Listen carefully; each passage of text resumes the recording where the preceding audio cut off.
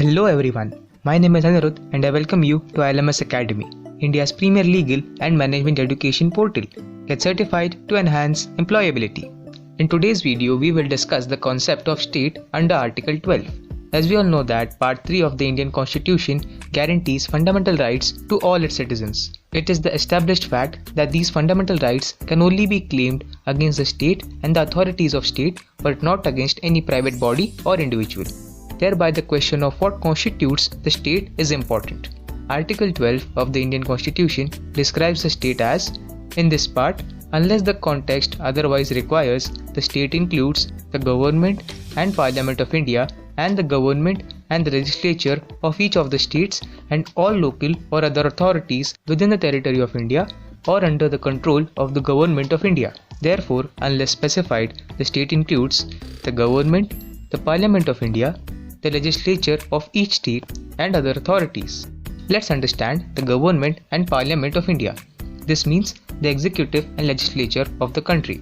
They come under the scope of state as whenever there is a bill passed in the Parliament, which after the Parliament gives its assent becomes an act. And if the law by any chance infringes the right of the citizen, he can file for the infringement of his fundamental rights. Next, the government and the legislature of the state. This means if there is an infringement of the right of any individual due to any law or act passed by the state, then the same is safeguarded under fundamental rights. Dr. Bhimrao Ambedkar in the Constituent Assembly said, "I shall presently explain what the word authority means. Upon every authority which has got either the power to make laws or the power to have discretion vested in it." Next, local authorities. The expression local authority under Article 12 can be referred to a unit of local self-government, that is the municipality, village panchayat, gram sabha, etc. In the instant case, a reference made to the definition of local authority according to the Section 3, subsection 31 of the General Clauses Act, which defines the local authorities as a municipality, district board, a body of port chiefs or other legal authorities which are legitimately entitled to or endowed by the government with all the control of such attributed bodies. All these authorities are made through a statute.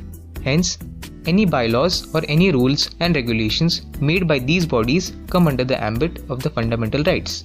Now, let's look at other authorities. The interpretation of other authorities in Article 12 has caused a good amount of difficulty with constant changes which has undergone judicial opinions.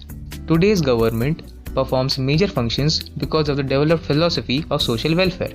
It sometimes acts through a natural person and other times as a juridical person. So, wider the meaning of the term, more the coverage can be brought to the attributed term, which gradually led to disputes. As there has been no clear explanation of the phrase in the Constitution and therefore its interpretation is entirely left on the court to decide. Now the question rises whether the university is a state. The Madras High Court held in the case of the University of Madras versus Santabai that other authority is those authorities which could indicate a similar of its kind or of like nature. It also relied on the legal maxim ejus dem generis, which means of the same kind. Authorities performing sovereign or governmental functions were to be brought under the ambit of the state, along with deep and pervasive control of the state. But this maxim, which was exercised by Madras High Court, was rejected in the case of Unchambai versus the state of UP and held that there exists no common genus or connection among the authorities under Article 12. In the landmark judgment of Ajay Hasia versus Khalid Mujib, where for the first time the guidelines of what should be considered as a state were laid down and Supreme Court laid down certain criteria to adjudge the body if it is an instrumentality of state under Article 12. Following the test was laid down by the Supreme Court to adjudge whether a body is an instrumentality of the state or government or not.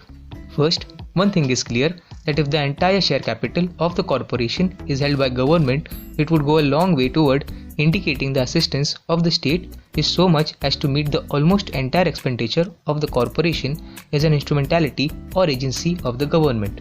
Second, where the financial assistance of the state is so much as to meet the almost entire expenditure of the corporation, it would afford some indication of the corporation being impregnated with governmental character. Third, it may also be a relevant factor whether the corporation enjoys monopoly status, which is the state conferred or state protected. Fourth, existence of deep and pervasive state control may afford an indication that the corporation is a state agency or instrumentality. Fifth, if the functions of the corporation of public importance and closely related to the governmental functions, it would be a relevant factor in classifying as an instrumentality or agency of government. Sixth, specifically, if a department of government is transferred to a corporation, it would be a strong factor supportive of this interference of corporation being an instrumentality or agency of the government. In particular, if any department which falls under the government is moved to a corporation or enterprise, this can lead to strong interference of the organization being an agency or instrumentality of the government or state. Neither the structure of the body nor the function of the body in question matters, as it is a statutory or non-statutory body.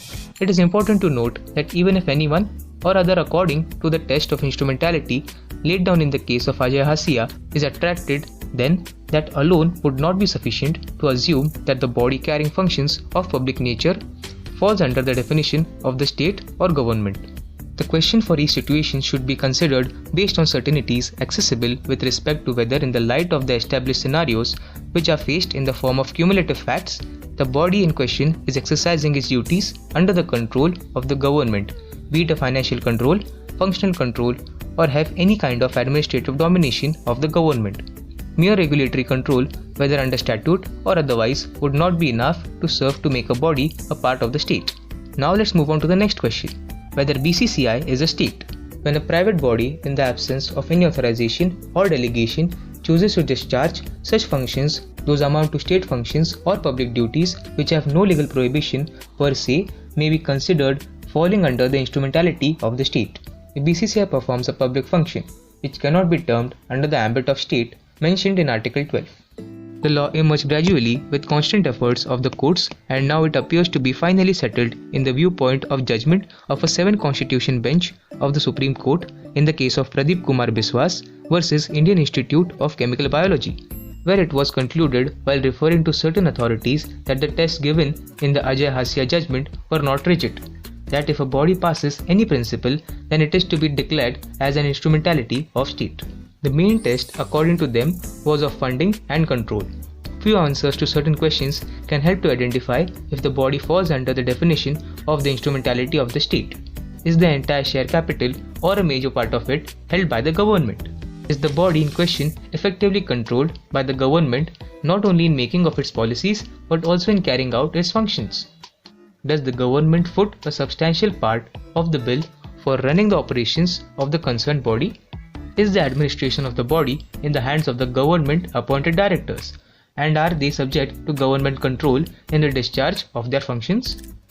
Does the state exercise deep and pervasive control over the body in question?